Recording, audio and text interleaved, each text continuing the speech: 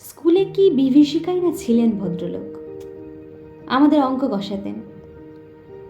আশ্চর্য পরিষ্কার ছিল মাথা। যেসব জটিল অঙ্ক নিয়ে আমরা ঘন্টার পর ঘন্টা পণ্ডশ্রম করেছি, একবার মাত্র তাকিয়ে দেখতেন তার দিকে, তারপরেই এগিয়ে যেতেন ব্ল্যাকবোর্ডে। খসখস করে ঝড়ের গতিতে এগিয়ে চলত খড়ি। হঠাৎ খড়ি ভেঙে গেলে বিরক্ত হয়ে টুকরো দুটো আমাদের দিকে ছুঁড়ে দিয়ে তৎক্ষণাৎ আর একটা তুলে নিতেন। একটু পরেই আমরা রোমাঞ্চিত হয়ে দেখতুম ছবির মতো অঙ্কটা সাজিয়ে দিয়েছেন। পৃথিবীতে যত অঙ্ক ছিল সব যেন মুখস্থ, কিংবা মুখস্থ বললেও ঠিক হয় না, মনে হতো আমাদের অদৃশ্য অক্ষরে বোর্ডে আগে থেকেই কষা রয়েছে, অথচ উনি দেখতে পাচ্ছেন ঠিক, আর সঙ্গে সঙ্গে তার উপরে খড়ি বুলিয়ে চলেছে। অঙ্কে যারা 100-র মধ্যে 100 পায়, ওর ভয়ে তারাই যথেষ্ট হয়ে থাকত। আর আমাদের মতো যেসব অঙ্ক বিশারদে টেনে টুনে কুড়িয়ে উঠতে চাইতো না, তাদের অবস্থা সহজেই কল্পনা করা যেতে পারে। প্রকাণ্ড হাতের প্রচন্ড চড় খেয়ে মাথা ঘুরে যেত, কিন্তু কাঁদবার জো ছিল না। চোখে 1 ফোঁটা জল দেখলেই ক্লাস ফাটিয়ে উঙ্কাত ছাড়তেন। পুরুষ মানুষ হয়ে অঙ্ক পারিস নে, তার উপরে কাঁদতে লজ্জা করে না? এখনই পা ধরে স্কুলের পুকুরে ছুঁড়ে ফেলে দেব।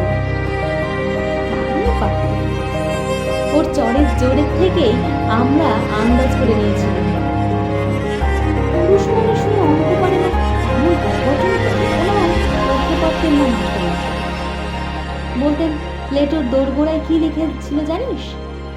যে অঙ্ক জানে না, এখানে তার প্রবেশ নিষেধ। স্বর্গের দরজাতেও ঠিক ওই কথাই লেখা রয়েছে। যদি সেখানে যেতে চাস তাহলে।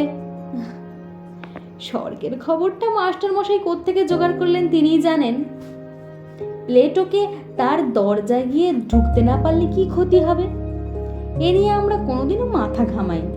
তাছাড়া যে স্বর্গে পা দিয়ে জ্যামিতির এক্সট্রা কষতে হবে, কিংবা স্কোয়ার মেজারের অঙ্ক নিয়ে বসতে হবে, সে স্বর্গের চাইতে লক্ষ জন দূরে থাকাই আমাদের নিরাপদ বোধ করত। ম্যাট্রিকুলেশনের গণ্ডি পার হয়েই অঙ্কের হাত থেকে রেহাই পেলুম, মাস্টার মশাইয়ের হাত থেকেও। কিন্তু অঙ্কের সেই বিভীষিকা মন থেকে গেল না। এমএ পাশ করবার পরেও স্বপ্ন দেখেছি, পরীক্ষার লাস্ট বেল পড়ো, অথচ একটা অঙ্ক আমার মিলছে না। মাস্টারমশাই গার্ড হয়ে একবার আমার সামনে এসে দাঁড়িয়েছেন, 2 চোখ দিয়ে তার আগুন জ্বলছে। দাঁতে দাঁতে ঘষে বলছেন, মাথার উপর ঘুরন্ত পাখার সত্ত্বেও ঘামে নিয়ে আমি জেগে উঠেছি। মৃদু নীল আলোয় দেখেছি চেনা ঘরটাকে। চোখে পড়েছে সামনে আমার পড়ার টেবিল, আমার বইপত্রের স্তূপ। গভীর তৃপ্তির সঙ্গে ভেবেছি, এখন আর আমাকে স্কুলে অঙ্ক বসতে হয় না, আমি কলেজে বাংলা পড়ব। একদিন একটি পত্রিকার পক্ষ থেকে ফরমাশ এলো আমার ছেলেবেলার গল্প শুনতে। আমি জানালো, লেখক হিসেবে আমি নিতান্তই সামান্য ব্যক্তি, আমার ছেলেবেলার গল্প কারোর কাছে কৌতূহল নেই। তাছাড়া এমন কোনো স্মরণীয় ঘটনা ঘটেনি যে আসর করে তার লোককে শোনাতে পারে। কিন্তু কর্তৃপক্ষ ছাড়লেন না। তারা জানালেন, সাহিত্যের ইন্দ্রচন্দ্র মিত্র বরুণেরা কেউ তাদের পাত্তা দিতেন। এতএব আমি ভাবলাম, তাহলে নির্ভয় লিখতে পারি। ওরা নিজেরা ছাড়া ওদের কাগজের বিশেষ পাঠক, সুতরাং আমার আত্মকথা কারোর কাছে স্পর্ধার মতো মনে হয়। কয়েকটি ঘরোয়া মানুষের কাছে ঘরোয়া গল্প বলবো, এটা প্রীতির ব্যাপার, পরিমর্যাদা নয়। কাগজ কলম নিয়ে বসে গেল। মনে হলো মাস্টার মশাইয়ের কথা, লিখলুম তাকে নিয়েই। ছবিটা যা ফুটলো তা খুব উজ্জ্বল নয়।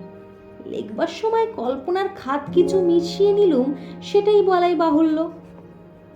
সেই সঙ্গে সদুপদেশেও একটু বর্ষণ করেছিল। মূল কথাটা এই যে, অহেতুক তাড়না করে কাউকে শিক্ষা দেওয়া যায় না। গাধা পিটিয়ে ঘোড়া করতে গেলে গাধাটাই পঞ্চত্ব পায়। তার প্রমাণ আমি নিজেই। মাস্টার মশাই আমাকে এত প্রহার করেও অঙ্ক শেখাতে পারেন, বরং যা শিখেছিল তাও ভুলে গেছি।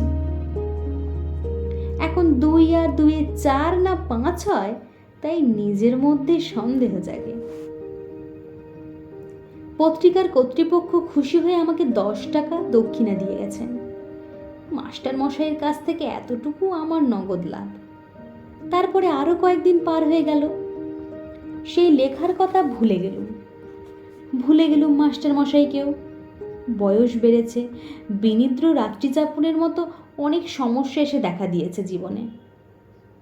বর্তমানে দাবিটা এত বেশি জোরালো যে স্মৃতির দিকে তাকাবার অবসর পর্যন্ত মেলে না।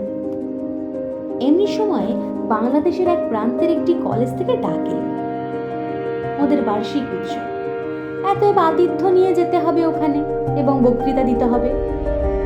এইসব উপলক্ষে বিনা পয়সায় বেড়ানো যায়। তাছাড়া কলকাতা থেকে কেউ বাইরে গেলেই তার রাজোচিত সম্বর্ধনা দেয়। এখানকার চড়ুই পাখিও সেখানে রাজহংসের সম্মান পায়। কলকাতা থেকে দূরত্বটা যত বেশি হয়, আমাদের মতো নগণ্যের পক্ষে ততই সুখবর। আমি সুযোগটা ছাড়তে পারলাম। গিয়ে পৌঁছতেই চা খাবার অতিথেয়তায় উচ্ছ্বাস। ছেলেরা তো এলোই, 2-4 জন সম্ভ্রান্ত লোক এসেও বিনীতভাবে আলাপ করে গেলেন। এমনকি খান কয়েক অটোগ্রাফের খাতা পর্যন্ত এগিয়ে এলো। রোমাঞ্চিত কলবরে আমি স্বাক্ষরের সঙ্গে সঙ্গে বাণী বিতরণ করতে লাগলাম। এই হিসেবে আমি যে এত মূল্যবান, এর আগে কে ভেবেছিল সে কথা। সভায় যাকে বক্তৃতা করা গেল, রবীন্দ্রনাথ থেকে 12টা উদ্ধৃতি দিল, কার একটা ইংরেজি কোটেশন চালিয়ে দিল বানার সময়। শেষে দেশের তরুণদের নিদারুণভাবে জাগ্রত হতে বলে যখন টেবিলের একটা প্রকাণ্ড কিল মেরে বক্তৃতা শেষ করলুম, তখন অল্পের জন্য ফুলদানিটা রক্ষা পেল। আর হলো ফাটানো হাততালিতে কান বন্ধ হওয়ার জো। বুড়ো প্রিন্সিপাল পর্যন্ত মুগ্ধ হয়ে আমাকে বললেন, ভারী চমৎকার বলেছেন আপনি, যেমন সারগর্ভ তেমনই সুমধুর। আমি বিনীত হাসিতে বললুম, আজ শরীরটা তেমন ভালো নেই, তাই মনের মতো করে বলতে পারলুম। পাশে দাঁড়িয়ে থাকা ছেলেরা বিস্ময়ে চোখ কপালে তুলল। শরীর ভালো নেই, তাতে এইরকম বললেন স্যার? শরীর ভালো থাকলে তো অর্থাৎ প্রলয় হয়ে যেত। আমি উদার হাসি হাসলুম, যদিও মনে মনে জানি এই একটি সব্যর্থ সাধক বক্তৃতাই আমার সম্বল। রবীন্দ্র জন্মোৎসব থেকে বনমহোৎসব পর্যন্ত এটাকেই এদিক ওদিক করে চালিয়ে দিই। স্তুতিতে স্ফীত মনে চায়ের পেয়ালায় চুমুক দিয়েছি। এমন সময় একটি ছেলে এসে খবর দিলে এক বুড়ো ভদ্রলোক আমার সঙ্গে দেখা করতে চাইছেন। প্রিন্সিপাল বললেন, বেশ তো, ডেকে আনো এখানে। ছেলেটি বললে, তিনি আসতে চাইছেন না, বাইরে মাঠে দাঁড়িয়ে রয়েছেন। আমার বক্তৃতায় নিশ্চয়ই কেউ অভিভূত হয়েছেন, আমাকে অভিনন্দন জানাবেন। এই অভিজ্ঞতা আগেও হয়েছে, সুতরাং দাক্ষিণ্য পুলকিত চিত্তে আমি বললাম, আচ্ছা চলো, আমি যাচ্ছি। হলের বাইরে ছোট্ট একটা মাঠ তরল অন্ধকারে ঢাকা। কত আলো থেকে বেরিয়ে এসে প্রথমে ভালো করে কিছু দেখতে পেলাম না। তারপর চোখে পড়লো মানুষটিকে। কুঁজো লম্বা চেহারা, মাথায় সাদা চুলগুলি চিকমিক করছে। ডাকলেন, সুকুমার। আমি চমকে উঠলাম। এখানে কেউ আমার নাম ধরে ডাকতে পারে, সেটা যেমন আশ্চর্য, তার চেয়েও আশ্চর্যই গলার স্বর। আমার মনটাকে অদ্ভুতভাবে দুলিয়ে দিল। স্মৃতির অন্ধকার থেকে একটা ভয়ের মৃদু শিহরণ আমার বুকের ভিতর দিয়ে বয়ে গেল। আমাকে চিনতে পারছো না সুকুমার? আমি চিনেছি। ভয় পাওয়ার অর্থটাও বুঝতে আর বাকি নেই। ওই ডাক শুনে ছেলেবেলার বহুদিন আমার গায়ের রক্ত ঘনীন হয়ে এসেছে। জানি এখনই একটা ভয়ঙ্কর চর আমার পিঠের উপর নেমে আসবে। সেই ভয়টা কঙ্কাল লুকিয়েছিল মনের চোরাকুটিতে। ওই সব বিদ্যুতের আগুন মতো আমাকে উদ্ভাসিত করে তুলেছে। আমার মাথা তখনই ওর পায়ে নেমে এলো। মাস্টারমশাই, আপনি? মাস্টারমশাই বললেন, বেঁচে থাকো বাবা, যশস্বী হও। রিটায়ার করার পর এখানে এসে মাথা গুঁজেছি, বাড়ি থেকে বেরোই না। আজ তুমি বক্তৃতা করবে শুনে ছুটে এসেছি। খুব ভালো বলেছে সুকুমার, খুব খুশি হয়েছি। কিন্তু আমি খুশি হতে পারলুম না। বিজ্ঞানের ছাত্র ছিলেন মাস্টারমশাই। বুদ্ধিতে ছুরির ফলার মতো ঝকঝক করত চোখ। আজ আমার বক্তৃতায় ফাঁপা ফানুস দিয়ে যদি ওকে ভোলাতে পেরে থাকি, তাহলে সেটা আমার কৃতিত্বের নয়, ওর মনেরও বয়স বেড়েছে বলে। অপরাধীদের মতো চাইলুম, না স্যার, আপনার সামনে। মাস্টারমশাই আমাকে বলতে দিলেন না। তোমরাই তো আমাদের গর্ব, আমাদের পরিচয়। কিছুই দিতে পারিনি, খালি শাসন করেছি, পীড়ন করেছি। বলতে বলতে জামার পকেট থেকে বের করলেন শতচ্ছিন্ন এক জীর্ণ পত্রিকা।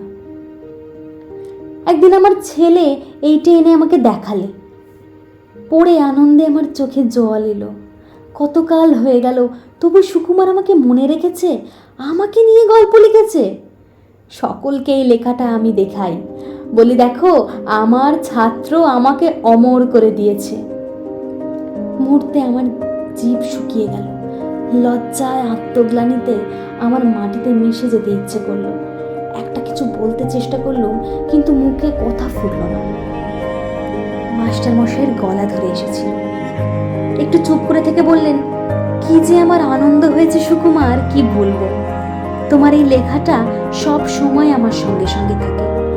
দু একজন বলে, যেমন ধরে ধরে মারতেন তেমনি বেশ শুনিয়ে দিয়েছে আপনাকে। আমি বলি, শোনাবে কেন, কত শ্রদ্ধা নিয়ে লিখেছে। আর সত্যিই তো, অন্যায় যদি করেই থাকি, ওরা ছাত্র, ওরা সন্তান, বড় হলে যে সে অন্যায় আমার শুধরে দেবে বই কি। জানো সুকুমার, আনন্দে তোমাকে আমি একটা চিঠিও লিখেছিলাম, কিন্তু পাঠাতে সাহস হয়নি। তোমরা এখন বড় হয়ে গেছো, এখন আর বলতে পারি না। আবছা আলোটায় এখন অভ্যস্ত হয়ে উঠেছিল। দেখলাম মাস্টারমশাইয়ের চোখ দিয়ে জল পড়ছে। মনে হলো স্নেহ, মমতা, ক্ষমার এক মহাসমুদ্রের ধারে এসে দাঁড়িয়েছে। সেই স্নেহ কোটি মণিমাণিক্য দিয়ে তার পরিমাপ হয় না, যার দাম সংসারের সব ঐশ্বর্যের চাইতে বেশি।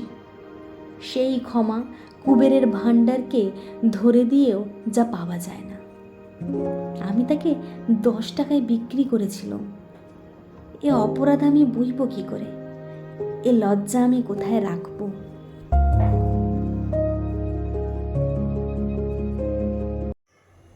আপনারা শুনছিলেন লেখক নারায়ণ গঙ্গোপাধ্যায়ের লেখা একটি বিখ্যাত গল্প দাম। আসসালামু আলাইকুম, আমি তাবাসসুম।